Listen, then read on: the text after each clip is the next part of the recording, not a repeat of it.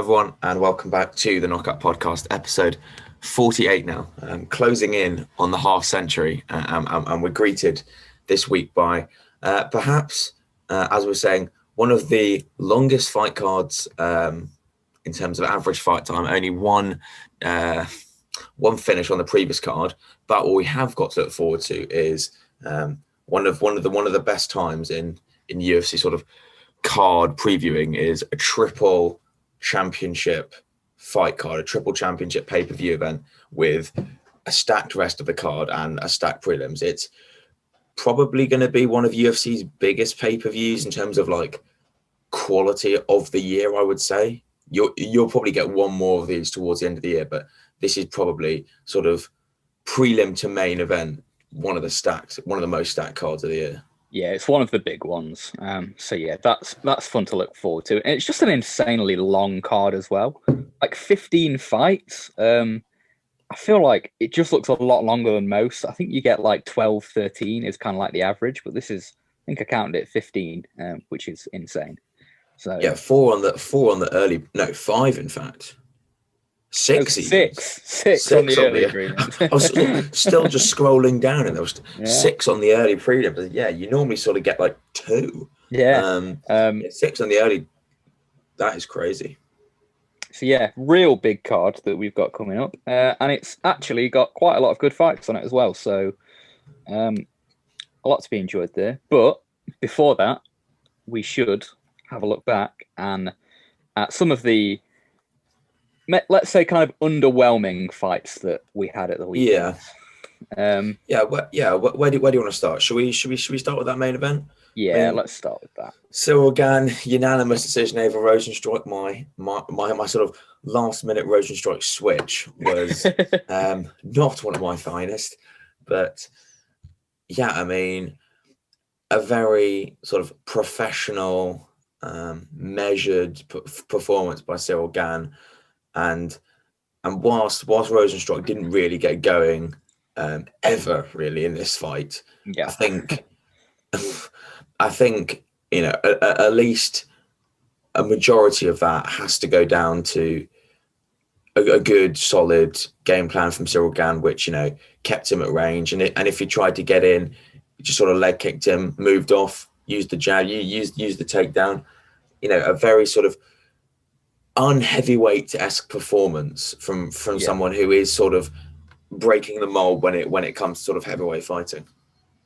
Yeah, as you said, like professional is kind of the word. Did just kind of really just jabbed him up, kept him at range and at bay with that. Rozenstruik didn't really have anything to kind of go off with that. He had no answer to try and counter the jab or to make anything happen.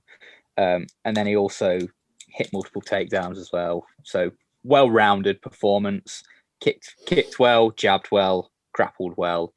Can't ask for more. And we said in kind of like the preview to this that this will be a fight that we do learn something about Ciryl Gane. And although it was more of an underwhelming performance, I do think that's true. As we'll touch on later when we get to the Blachowicz Adesanya fight, one thing that Gane did here really well was he stayed very disciplined, which fighters do sometimes struggle to do. To kind of like stay on focus is like a positive attribute, and one that's fairly rare at heavyweight, I'd say. So yeah, being able to do that, I think that does bode well. So even if it's not the most impressive performance, as in to go out there and dominate him or finish him, it was solid, and we saw some things that we kind of needed to see. But really, outside of that, there's not too much to be said really about it. Yeah, I think you really covered most of that there. I mean, for Rozenstruik, I don't really know what to say. I mean, it was like, in the Overeem fight, and I think in the JDS fight, sort of prior to him sort of getting the finish, there is this. I don't even know whether it's not reluctance to throw, because he does let himself go, but it's just like he just doesn't do it enough. He just sits back waiting. He clearly has been set up as like a counter puncher, But then I think of all the best work he's done, especially at the sort of upper echelons of the division. In his performance against Overeem, in his performance against JDS, his best work was his best work was when he was forced to come on to someone because the countering doesn't work. I've not seen okay, maybe in his early days, I think of his performance against Alan Crowder and against Arlovsky. Those times people were running onto him, and he could use that power and that countering ability. These other guys, higher up division, they know what they're coming up against, and they're happy to just pick at him from range, or in the likes of Gane, just sort of walk through him. But that's we can't really use him as the blueprint. Yeah, it's not a very replicable game plan for like others. No, just being Gane.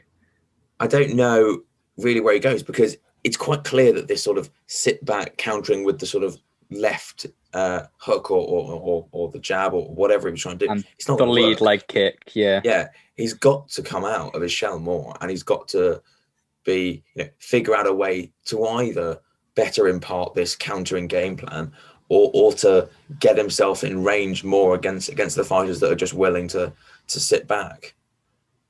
Yeah. And yeah, for Gane, it was a bad fight. It was a kind of bad fight. But unlike, say, like a lot of Tyron Woodley fights or like Adesanya Romero, it is the kind of bad fight that is acceptable, and you can't really put blame on Gane for that. Like, the blame should go on Rozenstruik, because like Gane was clearly winning, so like that's the kind of bad fight you're allowed. Whereas like Adesanya Romero was a terrible fight, and no one was really clearly winning. So like, what are they doing? But no, Gane was like easily having his way, so can't really put any blame on him. Although Dana White did kind of try, because for some reason he hates to promote his own fighters. But what you can do, that's Dana White. Yeah, that is very true. But yeah, good win for Gane. He now keeps his name up there. Who knows what's next, but it could be something like Derek Lewis, maybe, or probably. That probably seems like the most likely option, but we'll wait and see. Early thoughts, like he should battle Lewis, but also maybe not. This is Derek Lewis, as we continually say. Yeah. Moving on to the light heavyweight, Ankalaev Krylov. Ankalaev sort of coming in with quite a lot of hype after his continued sort of building hype that he's had ever since he's been in the UFC. And Krylov really did his best job, or tried to do his best job, sort of as he did with Johnny Walker, did sort of grind a boring fight out of someone and nick it 29-28. He failed to do that, fortunately for Ankalaev. Well, I think he managed to grind the boring fight out, but he didn't manage to win. Is true. So you've succeeded in some respect, I suppose. This is true. But yeah, there's really not a whole lot we can take from this other than, good job, Ankalaev sort of got the win. Crikey, don't put a prospect in with Nikita Krylov, because it is, I mean, I'm not even sure, don't put anyone in there with Krylov at this rate, because it's just impressive, his success rate of dull fights. Yeah, it was not for, like, I'm not gonna lie, I can barely even remember it. It was like, so I remember Krylov got a takedown like fairly early round one. Outside of that, I really can't remember much. I was like, I think Ankalaev got one in the third, and then he was doing, and then sort of second round, I think he landed just like the better outrange leg kick or something. Yeah. It was hard. Yeah, if you're gonna go at someone for a boring fight style, crikey, Dana, let's put up Nikita Krylov for that sort of performance. But yeah, not the best, but I guess a positive in that Ankalaev got a victory, and he keeps his onward momentum sort of upwards in the light heavyweight division, but certainly will need better performances, probably against more willing opponents in the future.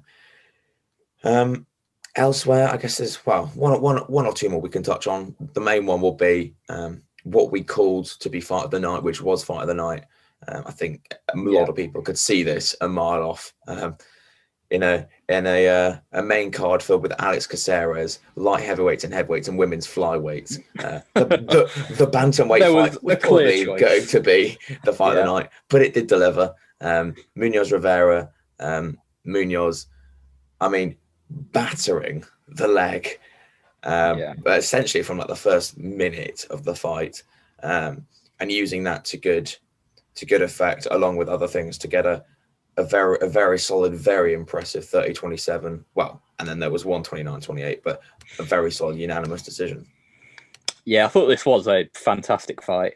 It was fairly, I suppose the dynamics were fairly consistent throughout. It wasn't one of those fights where there were kind of like big adjustments by either man. Like, they were both generally doing the same thing throughout the entire fight, but it would work for one or the other better at certain points. But from that, you still got kind of like the clear dynamic that Munoz was just kind of walking him down, battering his legs.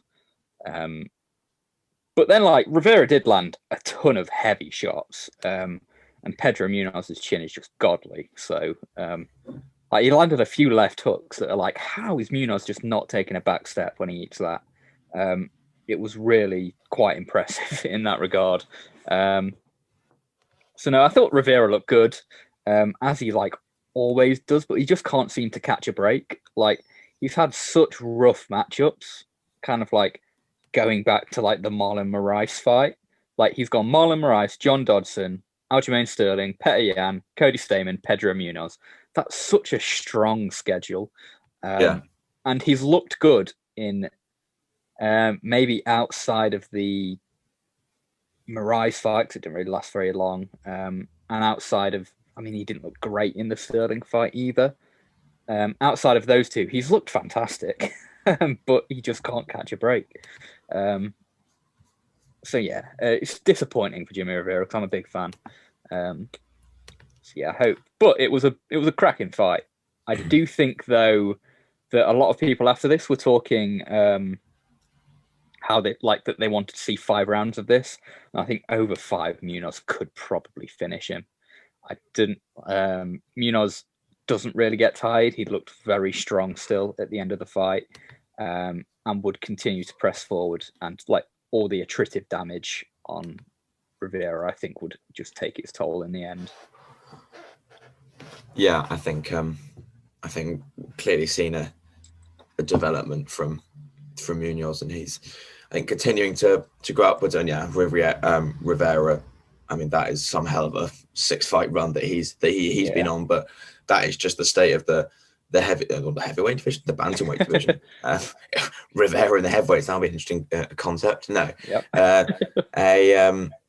a good run as any at bantamweight. But I mean, that is just the state of the division at the minute. It's just like crazy stacked. Yeah. Did you hear? It's like there's that funny image that's like gone around after the fight where both of them like simultaneously calf kicked each other, like at exactly the same time, and it's just like I remember. And in the fight as well, I think this is a good kind of like segue to talk about just calf kicks in general. And like in the fight, was it Bisping and Felder were talking about? Oh, they might have to think about banning these calf kicks or something. Like absolutely ridiculous. It was like, I don't know, but like they're kind of billed as like these almost undefendable technique. Like, oh, what can you do about a calf kick? But like, plenty of fighters can defend them. Like the funniest thing was the first fight on the card, because they talk about often that you can't check the calf kick. The first fight on the card, Jacoby versus Grishin. I think in the 3rd round, Jacoby hurts Grishin by checking a calf kick. So like, it is possible. You can check this. And then there are other ways to defend it as well. Like if you look at Jose Aldo versus Henato Moycano, he had like Moycano had no success with the calf kick because Aldo was just so good at defending it. So like this can be defended. It's just fighters need to adapt and learn how to do it. It's not this undefendable technique. So yeah, I just found that quite funny that they were talking about. Yeah, no, I think it's certainly less defendable than perhaps the upper, the inside leg kick, which I think, but again, as I can't remember who I was listening to, but I was just listening to someone, and these things do come in waves.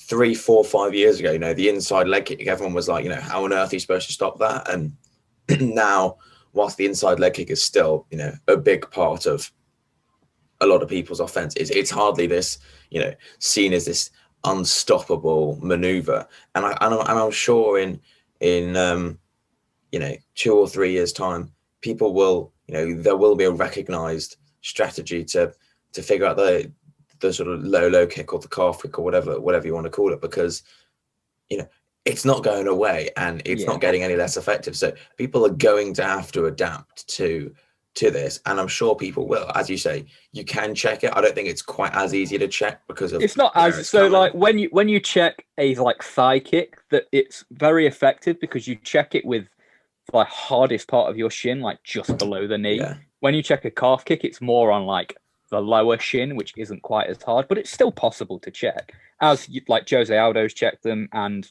as happened in the first fight on the card. The main difference, the reason why I think calf kicks are becoming so big, is that they are a lot harder to catch. So there's much less risk of being caught and countered or caught and taken down off them. Is probably the main thing, is why I see they're so much more common in MMA compared to like kickboxing or Muay Thai, where like they are legal, but they're just really not seen because of the takedown. And I think just overall, MMA takes place at a bit further range than kickboxing and Muay Thai, and they are a longer weapon than the thigh kick. Mm-hmm. So I think like those two factors kind of come into play, but also like the thigh kick, I think, is also kind of being downplayed as like the calf kick is just so much more effective in terms of damage. And I don't necessarily think that's the case. I think it can be true a little bit. There is like, you can hit the nerve in the calf and that can be very effective. It like shuts down the leg, but just like attritive damage, I think the thigh kick like is just as good. And like when you see a good leg kicker, like Izzy or Barbosa, they have great success with a thigh kick that they don't need to like. It's just, I think part of it is also kind of like a confidence thing. People aren't willing to commit to the thigh kick as much as they are to the low calf kick, so the calf kick seems more effective. But if you get someone that's willing to commit to it, the thigh kick's very effective as well. So yeah, I think it is a thing that will last a couple more years in terms of it's going to plague people for a bit, and then yeah, as you say, people will learn and adapt to it, and it will still be effective, but it won't be the kind of thing that you can completely build a game around like you can now. Yeah, no, I definitely agree. I guess returning back to the fights, Caceres Kroom wasn't exactly much to be talked about. I mean, Kroom was just going crazy looking for the takedown. The only one, I guess, worth mentioning is perhaps Moises Hernandez on the top of the prelims, which we highlighted, and that was a fun fight. Moises is now undefeated in his last three. Bobby Green and, well, obviously now Hernandez, and I think looks, someone decent at lightweight. His certainly his stand-up improved remarkably, I think, or at least showed good improvements in this fight. And Hernandez is a guy that seems to maintain a whole lot of hype, given that Trinaldo was here. Well, Trinaldo and Kreutzmacher are his only wins in his last 5, and the Trinaldo one is dubious at best. And it was terrible. So I think Hernandez is a good name, and certainly for Moises, I think there's a really promising fighter in there. Yeah, Hernandez. Like, first of all, like I'm going to talk about Hernandez because I really don't like him. Just like as a fighter, I mean, as like, I don't know, whatever. I didn't like how he was in Donald Cerrone like press conference, but outside of that, I don't really know much about him.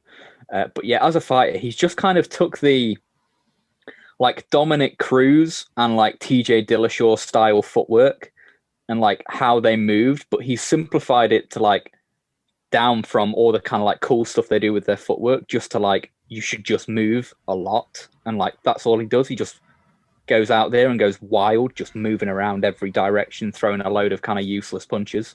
And it's just like, it's the kind of fighter that just annoys me. I just don't like watching him fight.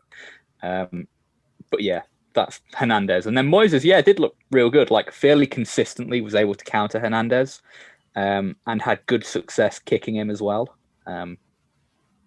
And if you look at like the people he's lost to, like Beneil Dariush is a top 10 fighter, I think, very highly ranked. And then Damir Ismagulov is very good.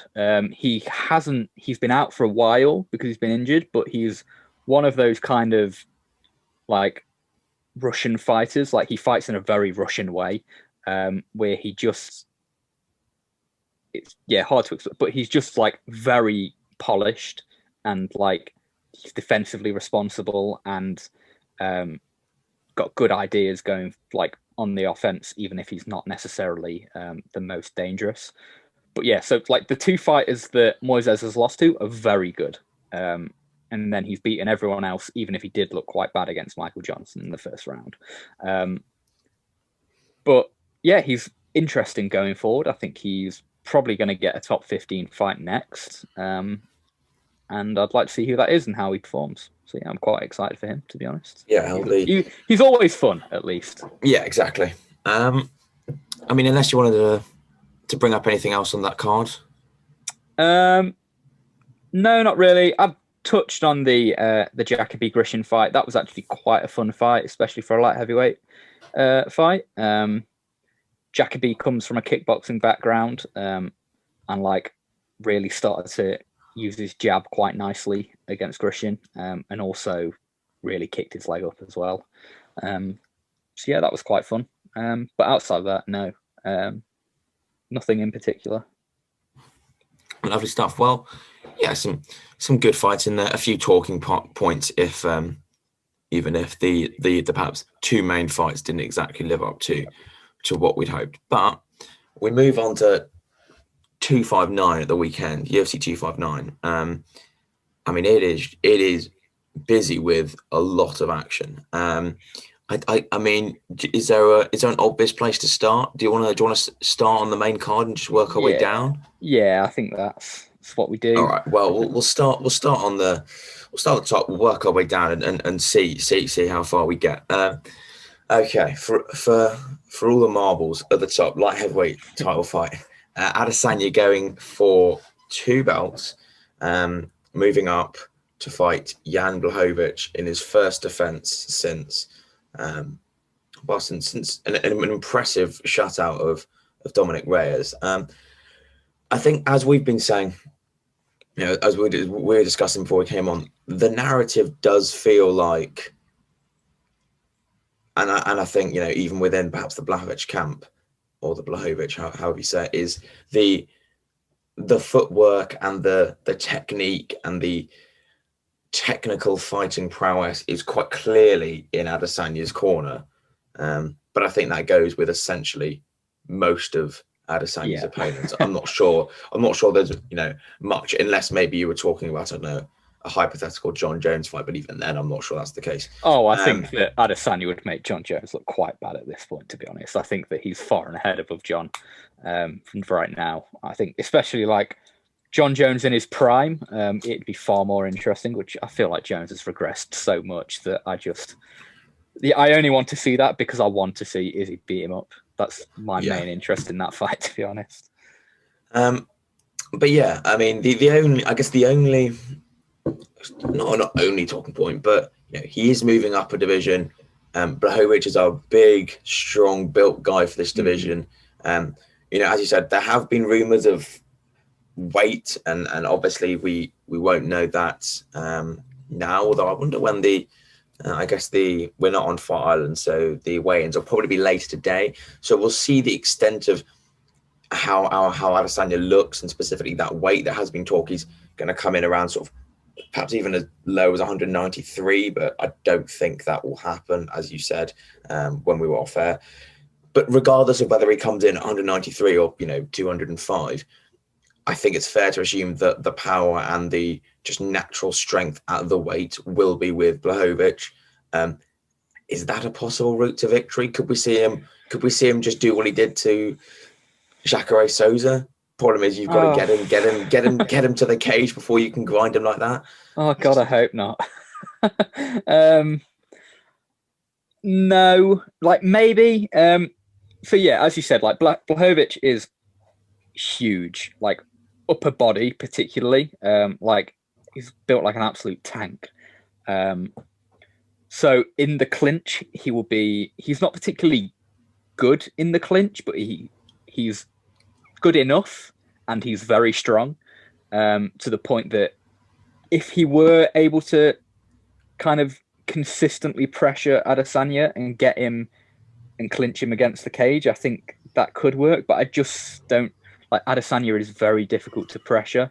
You saw that in the Costa fight, although obviously Costa wasn't at his best because he was hungover. So you can't say that it's not fair. No, it's ridiculous.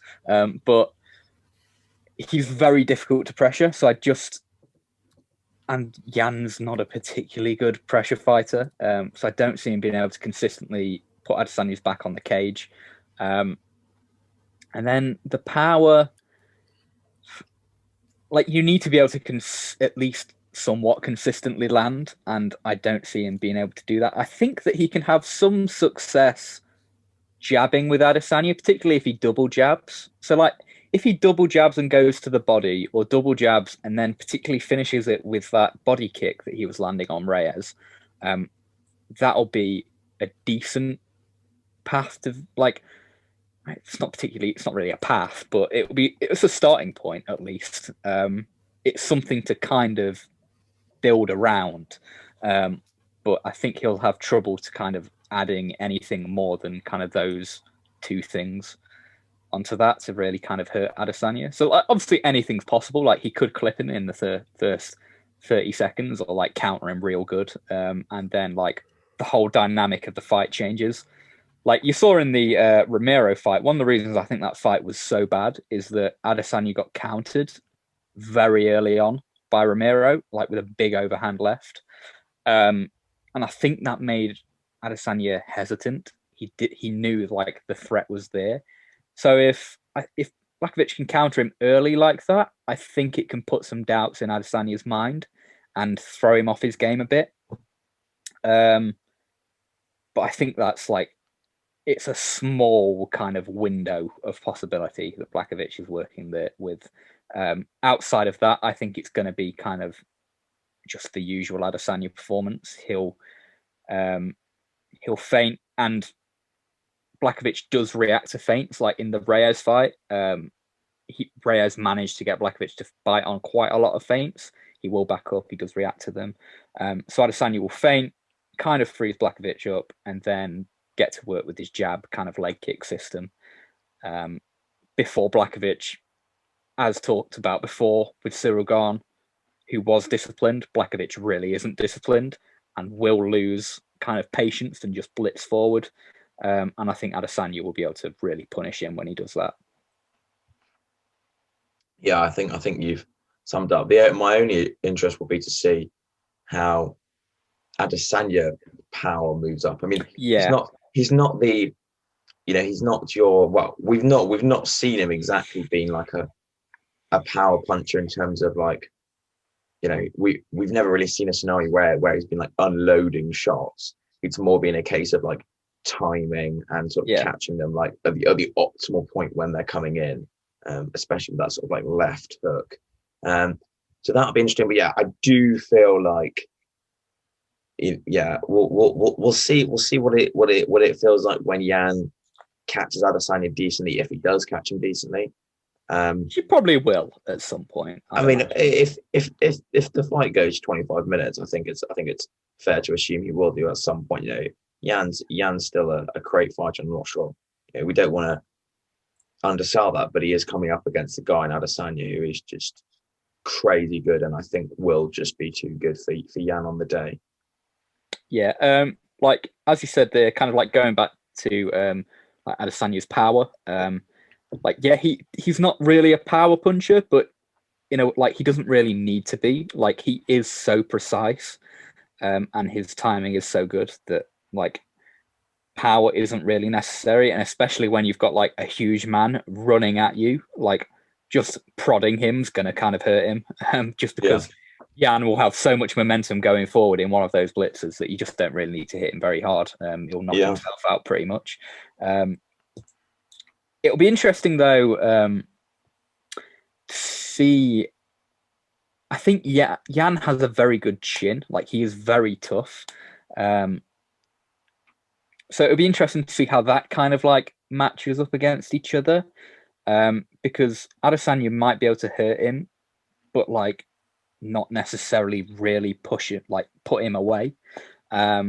Because of Jan's toughness. So yeah, it would like there are questions. We have to see kind of like how it will shake out, but it is a very uphill battle for Blachowicz. I think like that's the fairest way of putting it. Like, there are some things he can do, but it is a big uphill fight.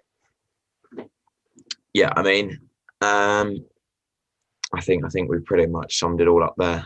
Right, moving on to the next one. I guess from one potential double champ to another, defending double champion, Nunes, Megan Anderson, at 145. I mean, Nunes' last fight was a battering of Felicia Spencer, also at featherweight, and she now fights someone who comfortably defeated. Was comfortably defeated by Felicia Spencer in Megan Anderson. She's not. Since that loss, she's essentially fought two nobodies who were brought in to face her. She looked as good as you can against people with essentially no real test, and now gets this fight. Obviously, a huge height discrepancy. Although Nunes is 5'8", but I think as we were saying, for someone of Nunes' caliber, she's fought long, rangy fighters in Durandamy especially. I don't think she'll be phased, and I think Megan Anderson is not quite on Nunes' level in any aspect of the game. And as much as I'd love to see Anderson drag something competitive out of Nunes, and I think maybe she could, she has got a lot of power. I just don't see that happening. And I think, as we've said, Nunes is someone that does just find a way to win in whatever avenue presents itself, and I think she'll probably do the same this time around. Yeah, that's kind of it. Really, like, it is fairly simple, as Nunes is essentially better than her everywhere. Like, it can be, I think, the first few minutes, maybe the first round, if Nunes doesn't decide to like pursue a heavily grappling game early. On the feet, the first round can be maybe decently competitive. As you said, Anderson is very long and does hit hard. They're like not things that Nunes hasn't faced before. Like, Cyborg hits hard, Durandamy hits hard. So like, Nunes will be at least somewhat used to that. I don't know if Anderson's ever faced anyone that really hits as hard as Nunes. So that'll be kind of interesting to see, like, if she's phased by that. But yeah, I think Anderson can have some success kind of like really using her range to start with. But yeah, I think after a while, Nunes will kind of get the reads, get the beat on her, and kind of start beating her up on the feet, and then can take her down essentially whenever she wants. Holly Holm was able to take down Anderson without too much difficulty, and Nunes is a better grappler and a better wrestler than Holly Holm is. So I think that it's just not a particularly interesting fight. It's just going to be almost certainly another Nunes win. If Anderson does win, I'll be very shocked and very impressed, but I just don't see it happening. Yeah, I think I'm with you there, but stranger things have happened. Yeah, I mean, another avenue is also, as you say, You say the first round will be interesting. Obviously, we don't know how far the fight will go and in what state either fight will be towards the end. But there is a universe, perhaps more 135 than 145. Nunez's stamina isn't the best. Yeah. I think that is probably more of a case at bantamweight rather than featherweight.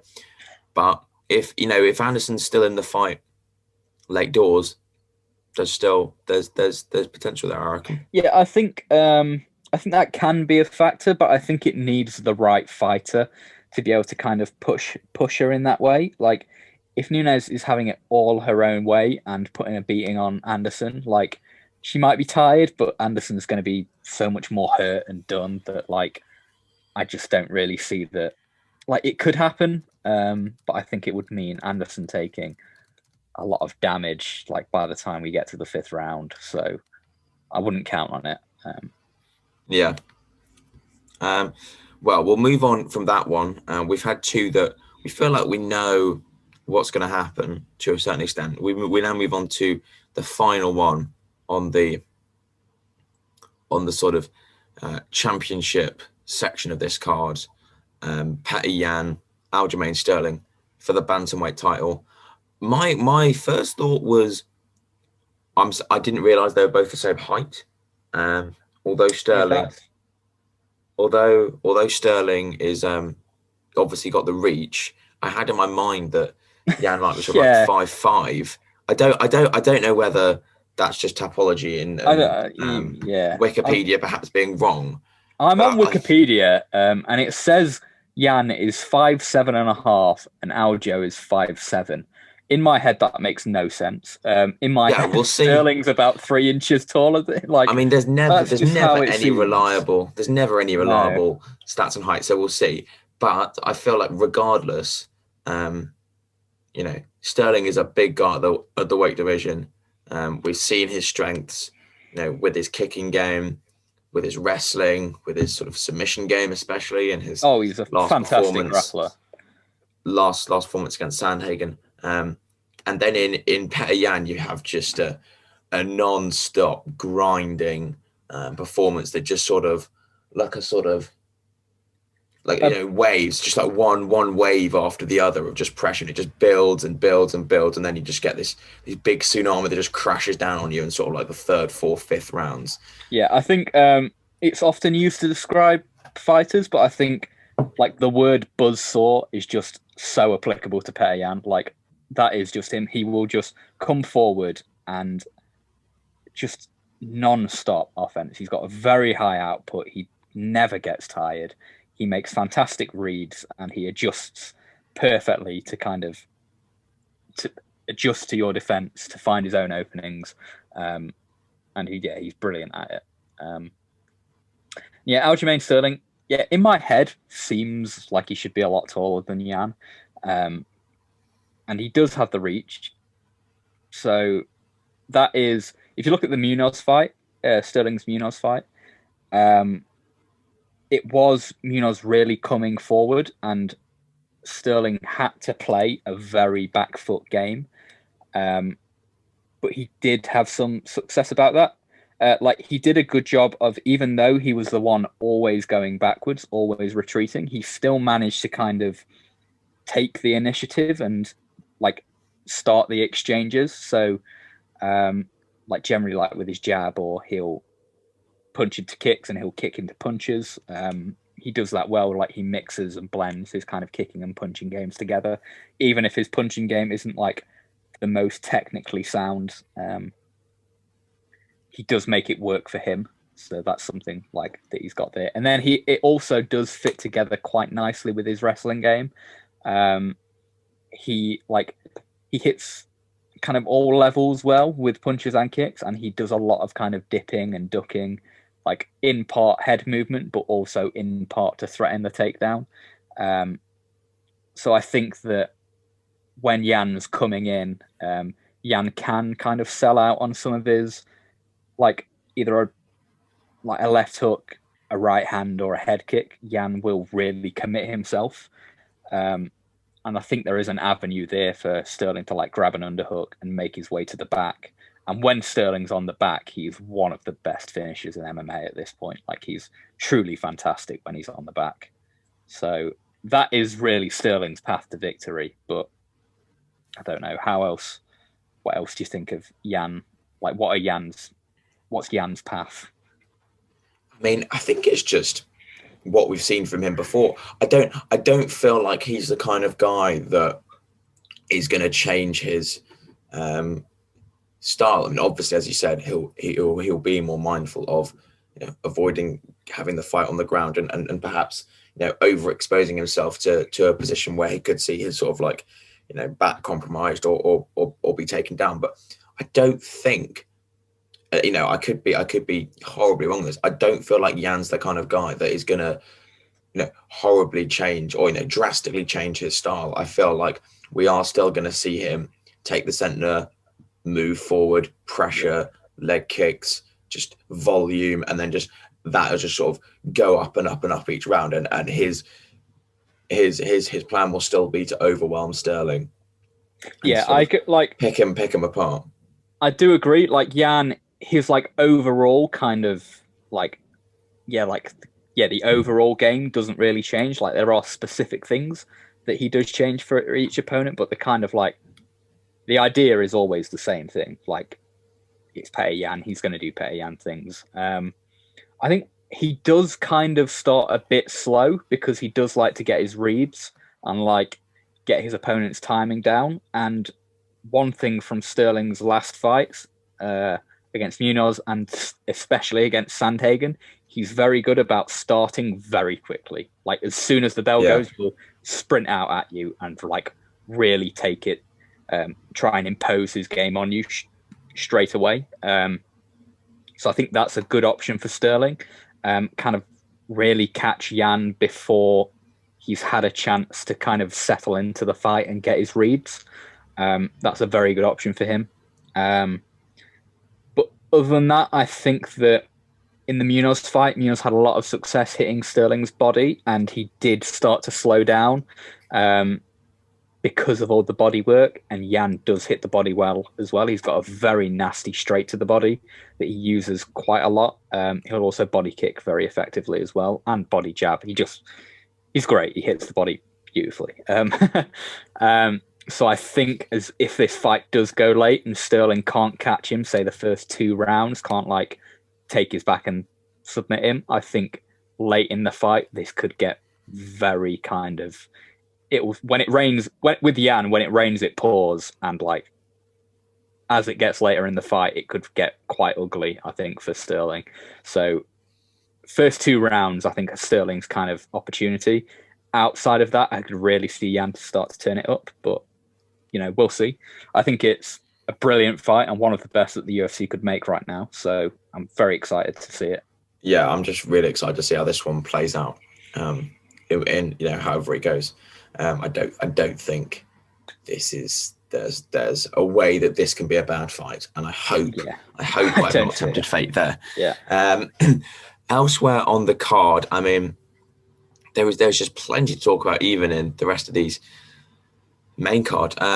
Makhachev, Drew Dober. This feels like a cracker waiting to come to fruition. I mean, the last time Makhachev fought was all the way back in September 2019 against Dabi Ramos. Ooh, that was a while ago. I know he's supposed to fight RDA, and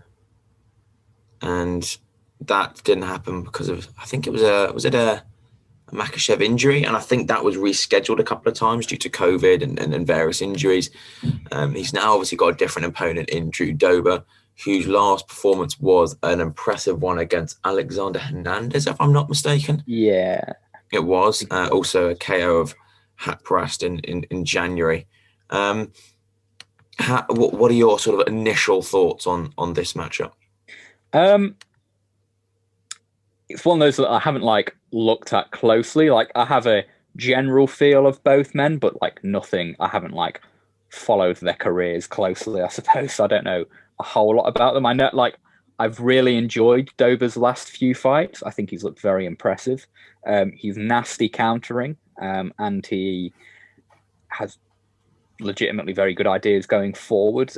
Like in the Hernandez fight, he really shut Hernandez down and managed to like any success Hernandez had, he managed to take that away from him over the course of the fight, and then just really put a beating on him.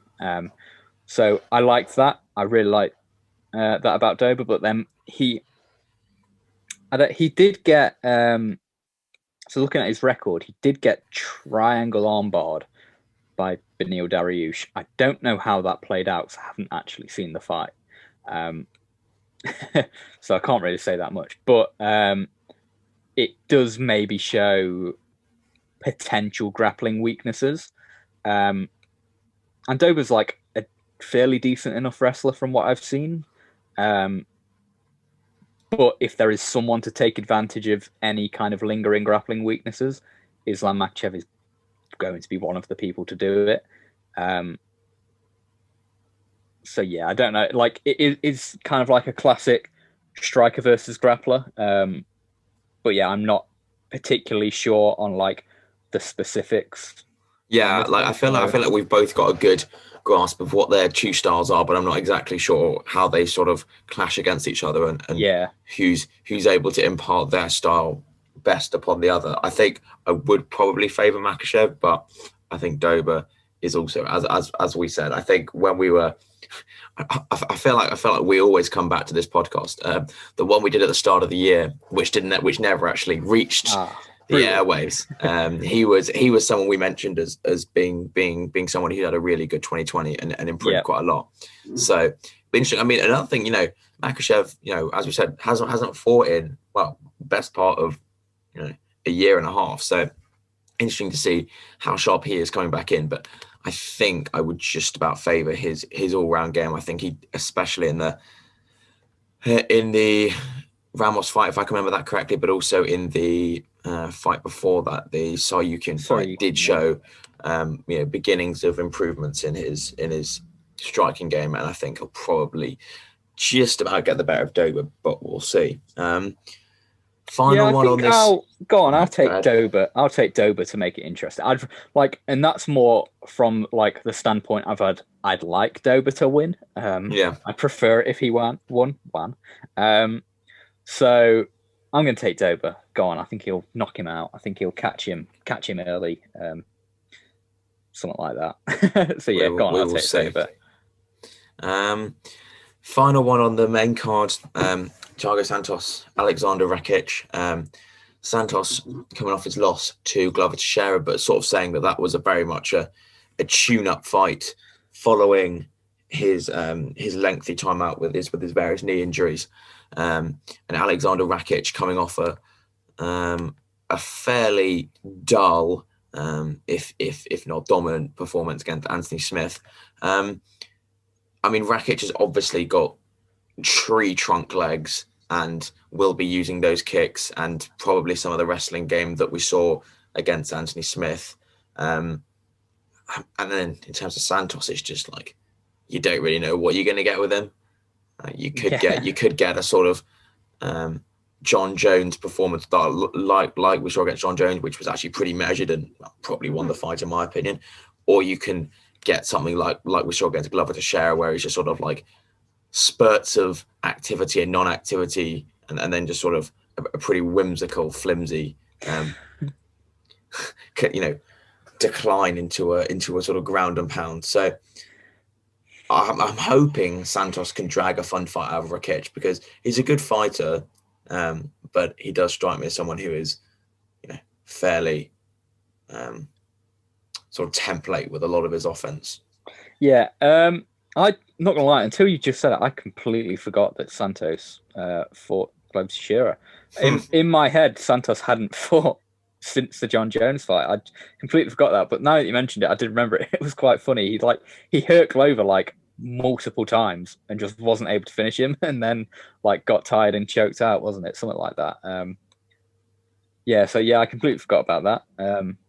But yeah, that's cool. And then Rakic he's a weird one. He can be fun. He has a very kind of kick-heavy game for a light heavyweight. He's very like agile and athletic with his kicks. But so does Santos as well. He'll throw Rogue out there, like kind of cartwheel kicks as well. So like maybe I'm tempting fate to say I kind of expect madness, and I expect that this should be quite fun. But yeah, I think that we should get a fun fight here, a bit wacky, maybe not like a defensive clinic by either man, but something to enjoy, I think. And I hope Santos is back at his like kind of crazy, dangerous best. Yeah, let's hope so. Elsewhere on the prelims or the early prelims, what's taking your fancy? I mean, Dominic Cruz sort of stands out in terms of, he's gone from ages on the shelf to getting a sort of rogue title shot against Cejudo, and now middling at sort of then dropping quite a way down the rankings, perhaps even outside the rankings. I'm not sure Casey Kenny is. I think he's on ranked. The edge. Let me check. Casey Kenny is not ranked, no. So this is quite the step down from champion to unranked opponent, but certainly probably a good opportunity to see the actual state of Dominic Cruz in 2021. Yeah. I think he didn't look necessarily like awful against Cejudo. I think Cejudo just fought a good game plan. Cejudo fought a good fight.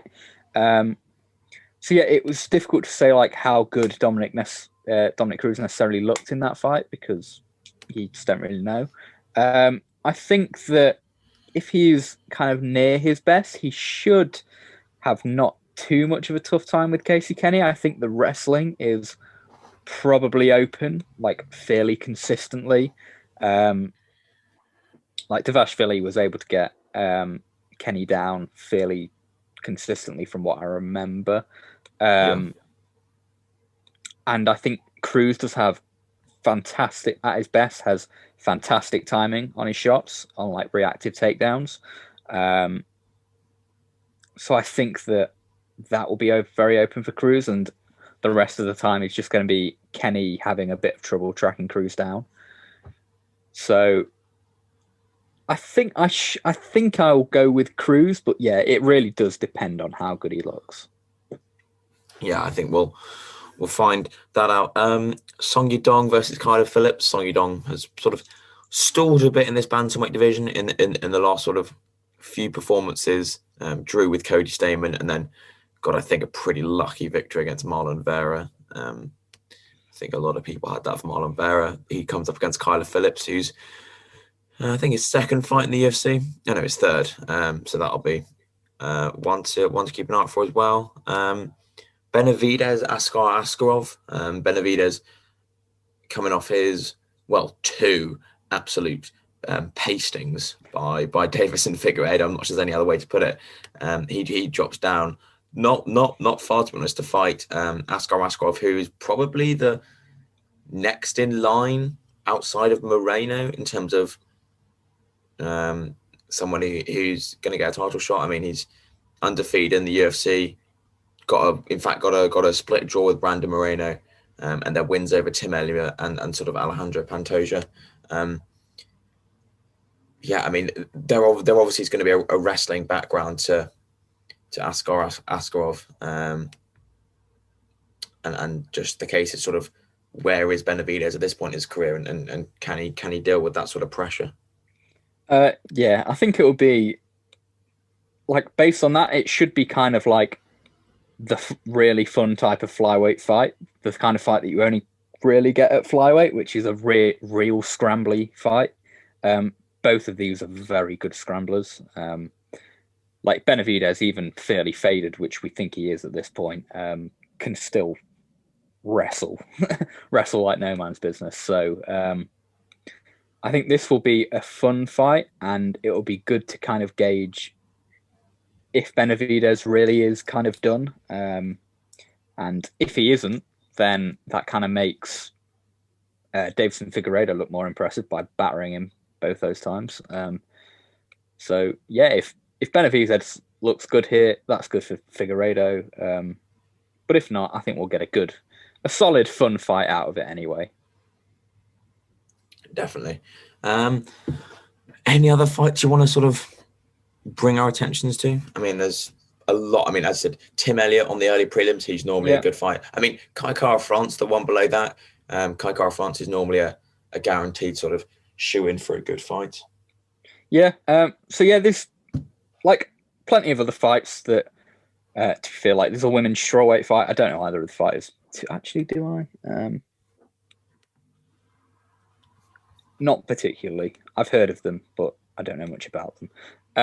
But like just some of the other fights have the look of there's no bad kind of low ranked heavyweight fights here. On the early prelims, you've got you've got light heavyweight. Maybe avoid that one. But then welterweight, women's strawweight, lightweight, bantamweight, all recipes for good fights, just based off the divisions. So I think that we'll have a good fun night. I think that is without a doubt solid. So yeah, I think we've got a lot of good fights in store to talk about, and we'll certainly see. We'll see where we are next week. Well, unless you've got anything else you wanted to mention. No, not in particular. Well, fantastic. Well, if that being the case, we will leave it there for this week. Thank you everyone for listening, and we'll be back next week to talk. Well, hopefully try and preview this mammoth of a card. Well, to review this mammoth of a card, but also to look forward to. Hopefully, touchwood. I won't believe it until they're in the ring or in the octagon.